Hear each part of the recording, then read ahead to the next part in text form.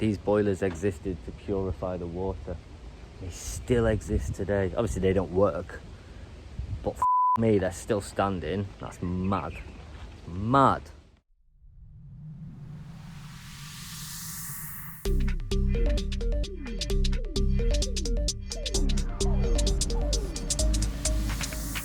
Welcome to my island party.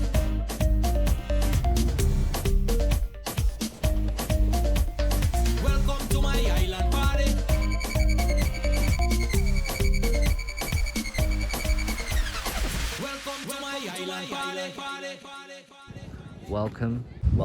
Welcome to the Andaman and Nicobar Islands. Andaman and Nicobar Islands, the most amazing place you have never heard of. Good morning from an extremely hot day on the Andaman Islands right now. So the plan today, we're going to catch a cruise, people. Now I do use that word loosely, but that's what they call it. So we're catching a cruise to that bad boy. It's called Ross Island. It's an island that's completely draped in military history, from British rule, from Japanese occupation. So we're going to go have a little explore on that island, check out what's going on.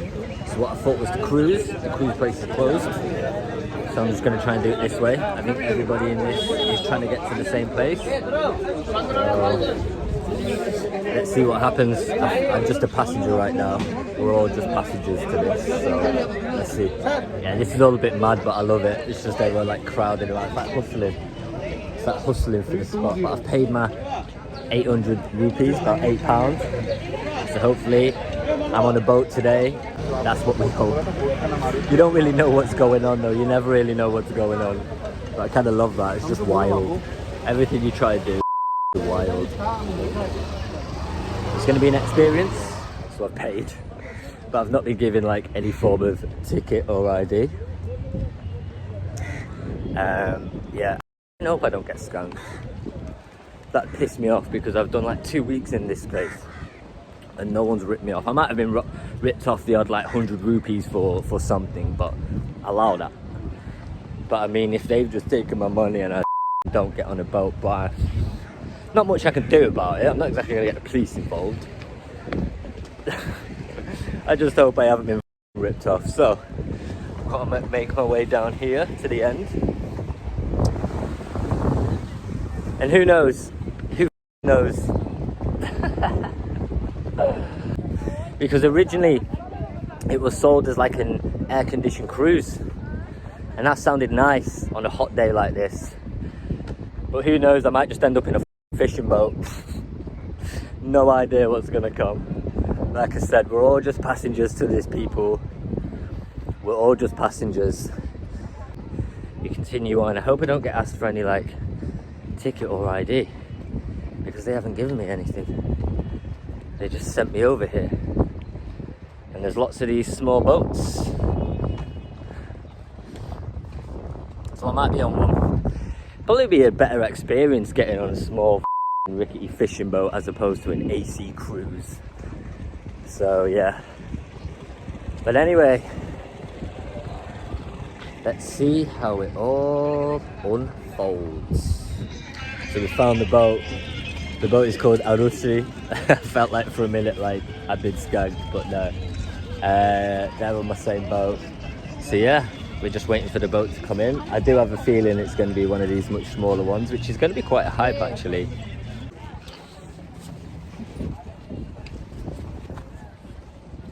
I'm getting a life jacket.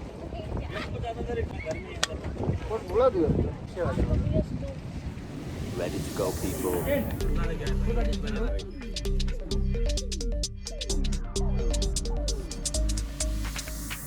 Welcome to my island party.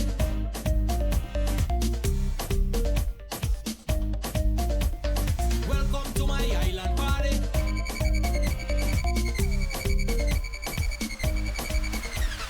Welcome to my island party.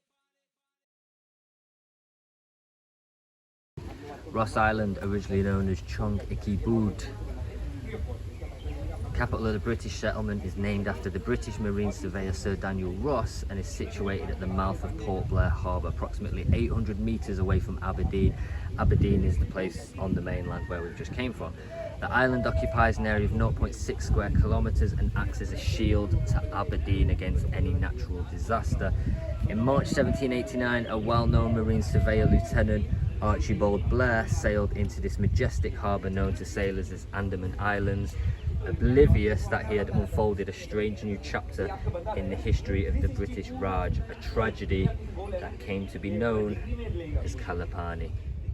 To set up the penal settlement in Ross Island, Dr. J.P. Walker, an experienced jail superintendent, arrived at Port Blair in 1858 with 2 ships, 200 Indian revolutionaries as convicts, an Indian overseer, 2 Indian doctors and a guard of 50 naval brigadesmen. The freedom fighters cleared the thick vegetation and the jungle and carried out the entire construction work. They were later shifted to Viper Island, where the first jail was built. The administrative headquarters of the British in the Andaman and Nicobar Islands was established at Ross Island, and therefore it became the citadel of British power. So yeah, like when I believe when the British first settled here, they used this island as their base, obviously close enough to the main Andamans. They used this, they used the prisoners that they had to clear the jungle and to build everything they need, and they used it as their naval base. Wow. The island of Ross glittered with all modern amenities and was packed with architecturally beautiful buildings and government institutions. Though overpopulated, the precinct was maintained and kept spotlessly clean. Generators were installed and electricity was made available so that at night it appeared like a massive bedecked ship underway from the neighbouring islands. Ross Island thus came to known as the Paris of the East. It's known as the Paris of the East. Its residents enjoyed all comforts of modern living with amenities for their physical and mental well-being. Yeah, so much history on this island. It was occupied during World War II. It was occupied by the Japanese. The invading Japanese army, they landed at Port Blair on 23rd of March 1942 without firing a single shot, as the skeletal British military policemen surrendered themselves. So basically this was during World War II, and a lot of the British military would have then been redeployed for obviously the big war going on in Europe. So when the Japanese came, there was hardly anyone here to defend it, and apparently they just surrendered straight away. The resident Indians of the island were jubilant and regarded the Japanese to be their saviours who would free them from the British rule, but they were mistaken. And for the next 3 years, the Japanese struck havoc on the island. From people I've spoke to on the island, they did say, like, considering how bad the British were, the Japanese were fucking worse. And that's saying something. The Japanese fortified the island by constructing various bunkers along the waterfront to defend the island and used prisoners and free citizens as labour for preparing and turning the island into a military base. The Japanese also resorted to brutal treatment to residents of Ross, suspecting them to leak information to their enemy. Damn, our Japanese went heavy. It was handed over to the Indian Navy in 1979. The Indian Navy over the years opened Ross Island to visitors and tourists like myself right now, and it has been an endeavour of the Indian Navy to improve the general condition of the island. However, the same has to be done carefully to ensure that the historical importance of the island is not tampered with. Smritika, the Ross Island Memorial Museum, was set up in 1993, and several interesting photographs and artifacts of the bygone era is on display. And also, if you're aware, obviously there was a huge tsunami in this part of the world, an absolutely devastating tsunami in 2004. And obviously this island was affected during that.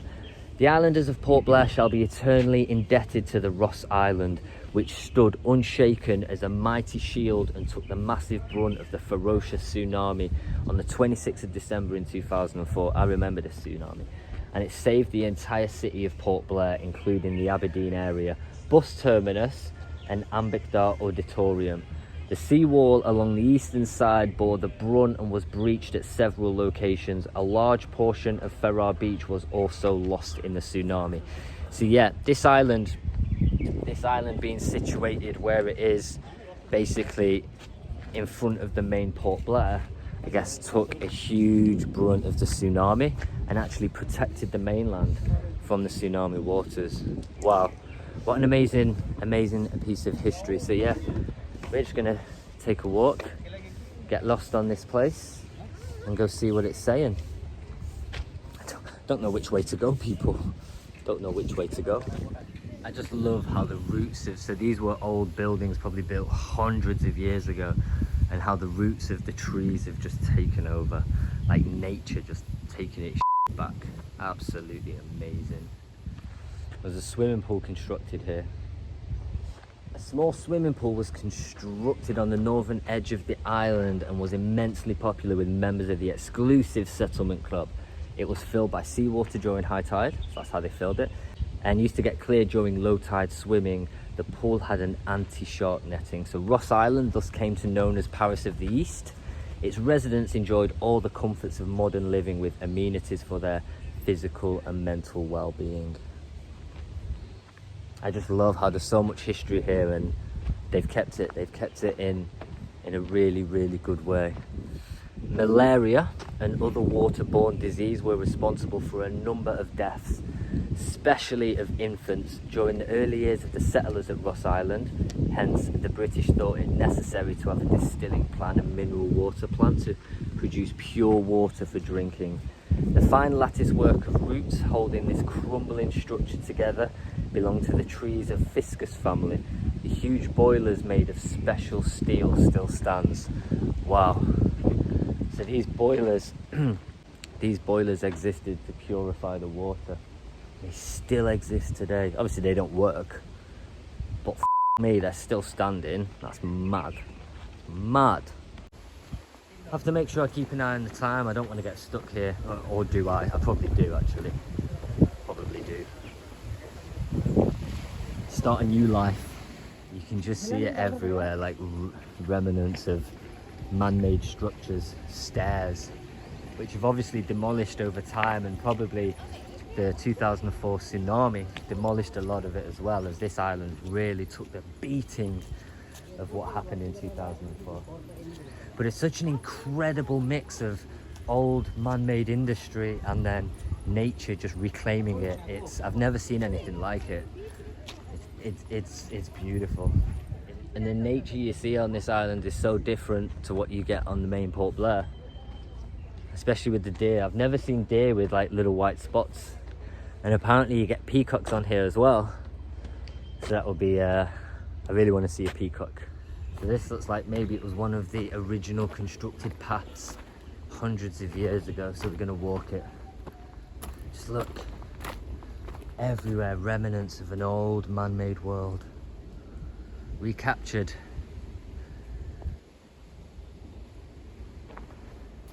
Let's see where this leads. I have to be careful though, this does not feel safe. But you can see like the demolished bricks everywhere, and how these structures would have housed all sorts of different things. Now demolished, but reclaimed by nature. That's like the overriding point here. Nature is just in its process of taking this island back, and you see it absolutely everywhere. Gonna make my way back down because the deer seem really scared, and something tells me this is their home. And out of respect, I'm gonna head back to the main path. But it's really interesting to see. So interesting to see. So here we have the Subordinates Club. The Subordinates Club was for the junior commissioned officers and non-commissioned officers and other ranks of the British troops here at Ross Island. It had a teak dance floor. Dance floor, people. It was partying. Which was mounted on springs, and the entire window framework and its panes were made of stained glass from Italy. The band had its position on the elevated platform at the western end of the wall. So yeah, a band would play here. They literally were just making it same as home. But yeah, this is a nightclub, people. Let's put a rave on. Let me know in the comments, what would you call this nightclub right now? Just to reopen it and have a party here. And I'd fucking love to have a party here. So I'm guessing that's where the stage was. Wow. And this structure is standing strong. Probably one of the most intact structures I've seen on the whole island. And remember, everything that was built here was built by labourers and prisoners. And it must have been tough, especially in this heat. And being prisoners, you could imagine, you know, they weren't treated the best. They probably weren't fed, or their nutrition was terrible, you could imagine. And yet here they were, building huge structures like that. The nightclub for the officers. This church, just been informed, was built in 1840. You know what, it still stands. It's not got a roof, but allow that. You don't really need a roof. The Presbyterian Church, probably that up, was a Protestant church built of stone, and the windows had frames made of Burma teak. The glass panes behind the altar were made of beautifully etched stained glass from Italy. A lot of glass here from Italy. The quality of the wood was so good that it survived the vagaries of wealth over the last 100 years, people. There it is, still standing. Wow. And of course, what is a tropical island without a beach? So let's go see what the beach here is saying. And that is a beautiful beach. Beautiful beach.